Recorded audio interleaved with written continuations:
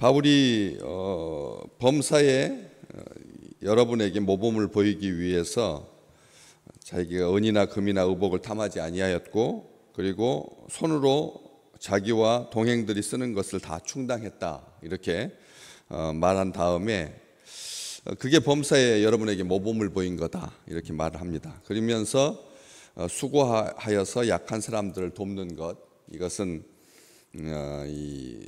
우리가 생각할 때 약한 사람을 돕는 것이 그냥 도울 수 있는 그런 개념이 아니라 수고가 따르는 거다, 고통이 따르는 거다, 이렇게 하고, 그 다음에 또 주 예수께서 친히 말씀하신 바 주는 것이 받는 것보다 복이 있다 하심을 기억해야 할지니라, 이렇게 말을 합니다. 수고하고 하여서 약한 사람들을 돕다 보면 끊임없이 그런 일들이 계속 이제 발생하니까 일에 치이게 되는 거죠. 왜냐하면 끊임없이 약한 사람들이 생깁니다. 강했던 사람들도 약해지고, 또 그래서 약한 사람들이 주님께서 오시는 그날까지 가난한 사람들이 너희들에게 항상 있을 것인데, 우리 주님께서 그렇게 말씀하셨잖아요. 그렇기 때문에 이 여인이 가난한 사람들을 위해서 그 향유 옥합 깨트린 것을 돈으로 환산해서 그들을 먹여 살릴 수 있다라고 생각했던 그 순간적인 오만함을 우리 주님께서 지적하셨잖아요. 그래서 이 여인이 그대로 이 하는 행동을 내버려 둬라, 냅둬라, 간섭하지 마라, 이렇게 말씀하셨던 것처럼 우리 생각에는 가난한 사람들이 순간적으로 아주 폭발적인 어떤 영향을 집중하면 가난의 문제가 해결될 것처럼 생각한다는 거죠. 그런데 주님 말씀하셨습니다. 끝날 수 있는 게 아니다. 어느 시대든지 약한 자는 있게 마련이다. 그렇기 때문에 그런 일들을 하다 보면 교회가 탈진하게 된다는 거죠. 교회의 본질이 뭔지를 생각하지 못하고 끊임없이 약한 사람 뒤처리 수발들다 보면 교회가 해야 할 본래의 사명을 잃을 수가 있다는 겁니다. 복음을 증거하고 하나님 나라를 위해서 헌신하는 사람들이 그런 일들을 하다 보면 이렇게 수고하게 되고, 그러다 보면 힘들게 되는, 그렇기 때문에 그걸 분명하게 말씀하면서 바울이 주 예수께서 친히 말씀하신 바 주는 것이 받는 것보다 복이 있다, 이렇게 마무리를, 주님께서 하셨던 말씀을 기억하라, 주께서 하셨던 말씀을 기억하라, 주는 것이 받는 것보다 복이 있다 하셨다는 이 말씀, 다시 말하면 무슨 뜻이냐면 말씀으로 위로를 받고 말씀으로 격려를 받아야, 말씀으로 위로를 받고 말씀으로 격려를 받아야 선한 일을 계속 할 수가 있다는 것이죠.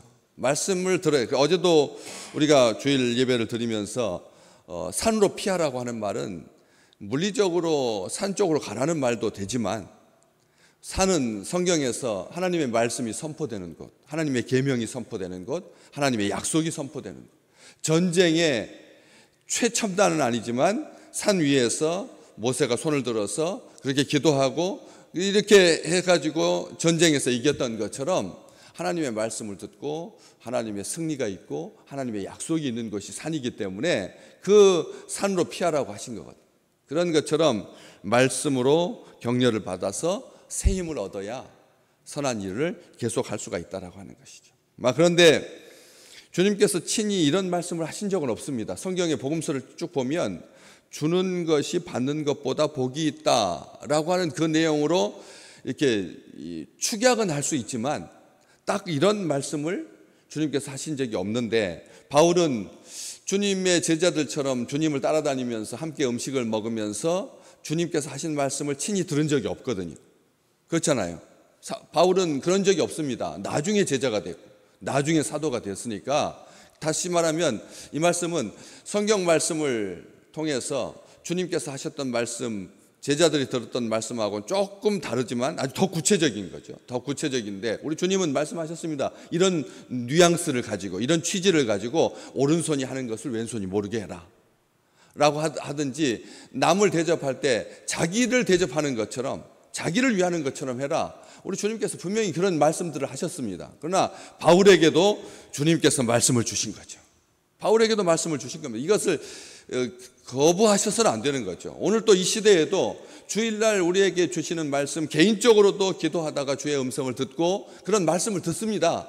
말씀을 들은 것 같은데 확실하게 주님께서 나에게 녹음기를 틀어주듯이 그렇게 말씀했다라고 하는 것은 문제가 되지만, 우리 주님께서 나에게 그런 마음을 주시고, 그렇잖아요. 그런 마음을 주시고 그런 생각이 떠오르게 하셔서 그래서 주는 것이 받는 것보다 복이 있다라고 하는 것을, 주님께서 친히 말씀하신 것을 너희들은 기억을 해라, 이렇게 말씀을 하십니다. 다시 말하면 다른 에베소 교회의 지도자들에게도 하나님께서 개별적으로 이런 말씀들을 하셨고, 바울이 같이 사역을 할 때도 끊임없이 주님께서 이런 말씀을 하셨지 않느냐라고 하는 것을 선포했기 때문에 다들 교회 지도자들이 이 말씀에 대해서 알고 있었다는, 그러니까 기억하라고 하는 거죠.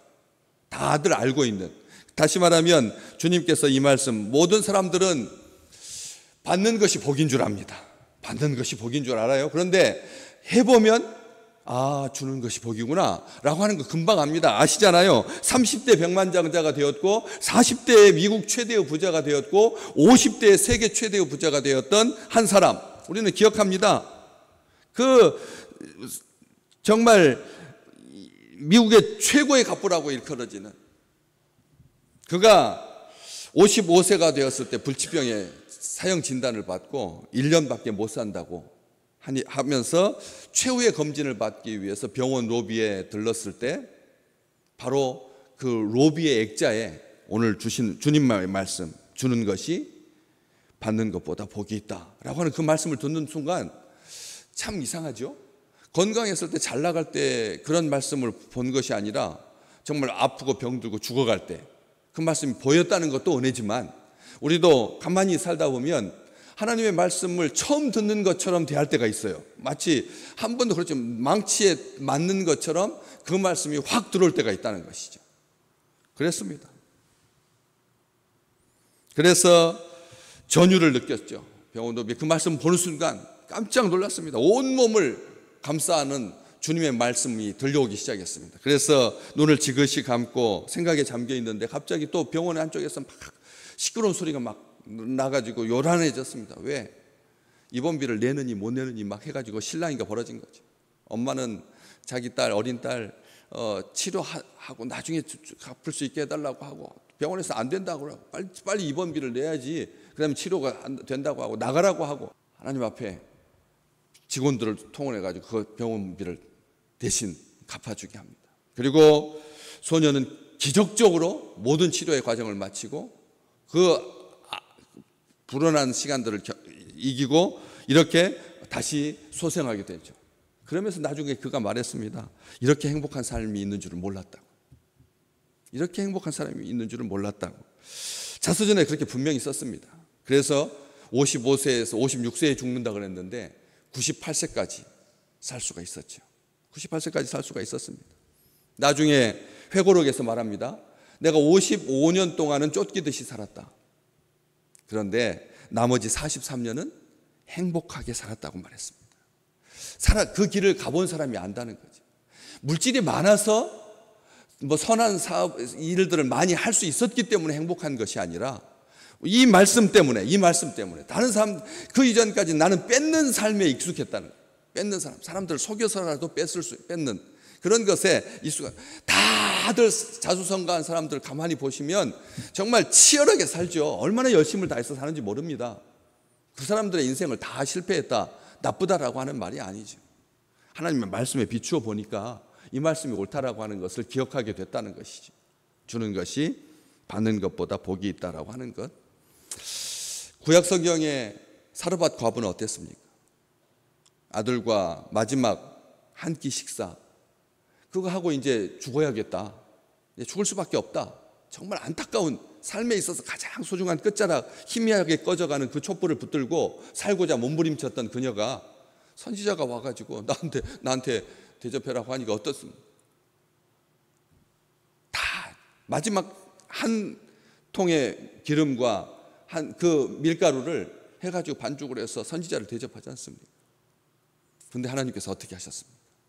그녀의 삶에 하나님을 뵙는, 하나님을 만나는 그런 놀라운 통에 기름이 떨어지지 아니하고 통에 밀가루가 떨어지지 않는 아름다운 복을 하나님께서 누리게 해주셨지 않습니까? 오병이어의 소년은 어떻고요?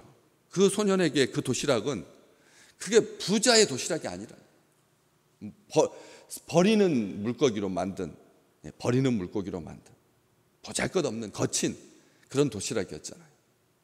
근데 그 도시락을 통해서 하나님의 나라가, 하나님의 왕국이, 하나님의 다스리심이 가득했던 그 들녘의 기억을 기억하시기 바랍니다. 우리가 기억해야 된다는 거죠.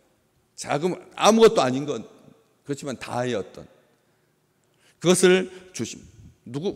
그들 뿐이었습니까? 우리 주님께서 자기 자신을 주셨는데, 주님께서 자기 자신, 하나님이 가장 선하고 온전한 길이 자기 자신 아들을 주셨는데, 하나님의 아들을 주셨는데, 그래서 주는 것이 받는 것보다 복이 있다라고 주님께서 친히 말씀하신 거예요. 주님의 말씀이에요, 이게. 주님께서 말씀하셨습니다. 로마서 8장 32절에 그래서 바울은 두고두고 우리가 기억해야 될 자기 아들을 아끼지 아니하고 우리 모든 사람을 위하여 내어주신 하나님께서 온갖 좋은 은사와 온전한 선물을 주시지 않겠느냐. 온갖 좋은 은사와 온전한 선물, 우리가 가져야 되고 우리가 누려야 될 것들이 많지만 다른 것들 다 포기하고라도 마지막까지 우리에게 있어야 할 것, 최후에 있어야 할 것, 온갖 좋은 은사, 온전한 선물을 하나님께서 주시지 않겠느냐. 그렇게 말씀하셨지 않습니까? 우리에게 가장 아름다운 것 하나님께서 오늘도 주십니다. 영생을 주셨고 오늘도 맑고 청아한 아름다운 날들을 우리에게 주시고 선하고 아름다운 것들로 주십니다. 하버드 대학의 대학생들을 상대로 한 논문이 자주 발표되거든요.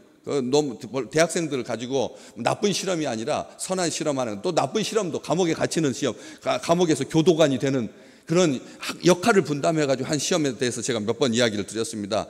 교도관 역할을 맡은 학생들이 악해지더라는 거죠. 사람들은 막 함부로 하게 되고, 죄수로 들어간 사람들은 점점 위축되어가지고 죄수가 아닌데 그냥 모의 실험인데, 그런 실험들을 제가 말씀 가운데서 나눴지만 이런 실험도 해봤습니다. 도대체 봉사활동이 학생들의 건강에 얼마나 어떤 영향을 미칠까? 봉사활동이 가서 수고하고 땀내고 얼마나 힘든 일이에요. 그렇잖아요. 봉사활동 한다라고 하는 것 자존심 상하는 일도 있고요. 굉장히 힘든 일입니다. 쉬운 일 아닙니다. 그런데 그 봉사활동을 통해서 체내의 건강 지수가 확, 그냥 안 할 때와 봉사활동을 할 때의 건강 지수가 실제적으로 과학적으로 증가하는 것을 이 데이터로 확인할 수 있었다는 거예요. 심지어 놀라운 것은 그 봉사하는 사람들의 책만 읽어도 면역력이 증가하더라는 거예요. 아멘. 오늘 또 우리가 이 세상 살면서 막 거친 소리, 막 싸우는 소리, 막 힘든 소리, 그런 소리도 많이 듣지만 일부러 그런 소리에 대해서는 귀를 닫아야 된다. 귀를 닫고 오늘 또 온 세상 가운데 굉장히 신문을, 언론 매체들을 보면 자극적인 것이 앞쪽에 큰 일면을 차지하거든요. 항상. 그렇지 않아요? 전쟁의 위협이 있다. 기후가 47도가 올라갔다. 이렇게 작은 사진인데도 그냥 오후 5시 시간까지도 머리에 막 남아있으니까. 5시인데 기온이 47도라고 하니까 꼭 죽을 것 같은 막 가슴이 막 조여오는 그런 사진들에 대해서, 그런 글에 대해서 시선과 마음이 빼앗기지 말고 정말 선한 사람들의 봉사하는 책만 읽어도, 제목만 읽어도 면역력이 증가한다고 하니까 우리가 이 말씀을 참된 기쁨으로 충만하게 된다. 스트레스를 해소해주고 유익이 있게 되고 주는 것 자체가 기쁨이. 그래서 우리 주님께서 누가복음 6장 38절 말씀하셨습니다. 주라 그리하면 너희에게 줄 것이니 후히 되어서 누르고 흔들어 넘치도록 하여 주리라. 아멘. 한번 따라서 해볼까요? 후히 되어 누르고 흔들어 넘치도록 하여 주리라. 아멘. 주는 게 너희들이 왕창 줘야 된다. 너 인생 가진 것, 너희 노후 걱정하지 말고 그냥 재산 싹 팔아가지고 다 줘라. 그 말 아니에요. 주는 사람이 있습니다. 늘 받기 좋아하는 사람이 있고 늘 주는 사람이 있다는 거예요. 기회가 생기면 주려고 하는 이런 아름다운 하나님께서 우리 주님께서 약속해 주셨어요. 후히 누르고 흔들어서 넘치도록 주겠다. 우리는 그냥 줄 뿐인데 여기 주다 앞에다가 강력하게 줘라, 뭐 많이 줘라 그런 말씀 하시지 않았어요. 주려고 해야 된다. 조금만 생겨도 나누려고 하는 이 마음, 선한 마음입니다. 주께서 주시는 마음입니다. 그런 사람이 사랑받습니다. 깍쟁이처럼 챙기는 것은 잘하는데 나누는 것은 더디하다, 이런 사람이 아니라 우리 믿음의 사람들은 그렇게 기억하셔야 됩니다. 그래서 신명기 15장 10절 말씀, 줄 때 아끼는 마음을 품지 말고 줘라. 아끼는 마음을 품지 않고 주는 사람에게 너 하나님, 너의 하나님 여호와께서 네가 하는 모든 일과 네 손에 닿는 모든 일에 너에게 복을 주시리라. 신명기 15장 10절 말씀. 네가 하는 모든 일, 네 손에 닿는 모든 일, 하나님께서 복을 주시겠다. 우리 주님께서 지극히 작은 자 하나에게 한 것이 곧 나에게 한 거다. 하나님께 하는 거예요. 하나님께 한 것이다. 우리는 따뜻한 말로 오늘 또 살 것입니다. 따뜻한 말로 이거 주는 겁니다. 진짜로 따뜻한 말 주기 쉽지 않습니다. 비평하고 비난하고 판단하는, 정죄하는 말은 쉽게 나와도 다른 사람들 따뜻하게 배려하는 그 말, 아름다운 것을 주는 겁니다. 마음을 주는 것이고 사랑을 주는 거 아닙니까? 가장 최고의 것으로 주는 거죠. 그런데 진짜 주는 것, 온전하게 주는 것은 무엇입니까? 베드로가 요한과 함께 성전에 올라가면서 했던 그 평생 걷지 못했던 사람을 주목하면서 무슨 말을 했습니까? 나에게 은과 금은 없어도. 우리가 은과 금이 있어야 준다고 생각하잖아요. 근데 은과 금은 상관이 없는 거라는 거예요. 나에게 있는 게 있다. 나사렛 예수 그리스도의 이름으로 일어나 걸으라. 내가 준다. 예수의 이름을 주는. 그래서 사랑이 솟아나고 믿음이 부여해지고 감사가 넘쳤던 귀한 역사가 오늘 또 가득한 이번 한 주간 되시기를 주의 이름으로 축복합니다.